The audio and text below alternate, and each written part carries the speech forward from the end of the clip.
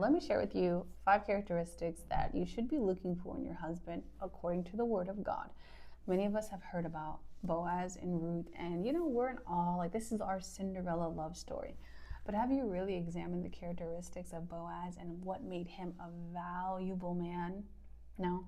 Well, after this, I hope your prayer points for your husband changes. So here we go. Number 1 is that Boaz showed interest in Ruth, and it was immediately. So the first time that Boaz had seen Ruth in his field gleaning, yes, you can say that he had a business mindset because he asked, like, hey, who's this young woman gleaning? But he also asked about Ruth, like, who is this woman? What is she about?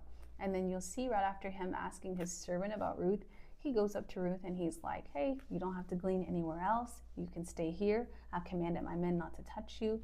You'll be safe.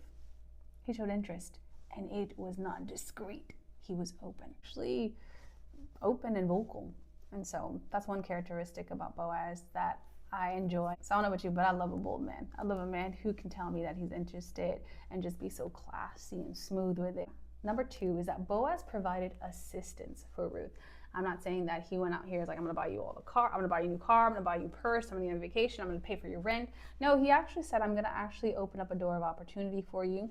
You can continue to glean here. I'll ensure that you'll have more than enough food. He would make sure, hey, I know you have to go back home to your mother-in-law. Here's food. Take this. Take that. Assistance. This was not even her man yet. This was not even her husband. You hear me? This man said, I know that you have a need. I'm going to help you. So there's a big difference between a man who's going to buy you gifts versus a man of value who's going to open up doors of opportunity for you. I'm not saying the gifts are wrong.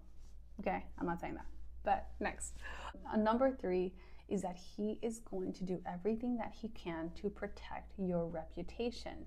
Though Naomi was the one to tell Ruth to go to Boaz's room and seduce him, Boaz said, you are a woman of noble character, and there's also another man before me to redeem you.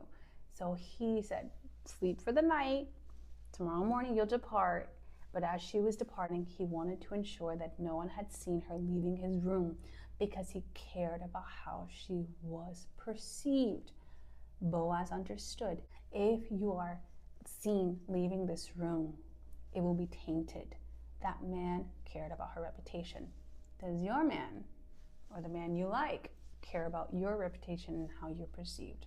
So number 4 is that Boaz was a man of his word. He told Ruth that night, though there was another one before me that is able to redeem you, if he will not redeem you, I will.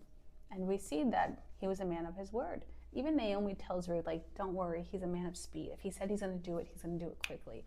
And he did. And which leads to number 5 is that he is a man of order. Though he may desire to be with you, though he may be highly interested in you, he's going to ensure that he does it properly. So Boaz goes to the relative. Will you redeem this land? And if so, you need to redeem Ruth and Naomi, and so on, so on. He goes before the elders and he says, I am willing to redeem the land in Ruth. He marries Ruth. So if you've just been praying for a man that will buy you cars, take you on vacations, sis, I advise you to go to the book of Ruth and change your prayer points. Take care.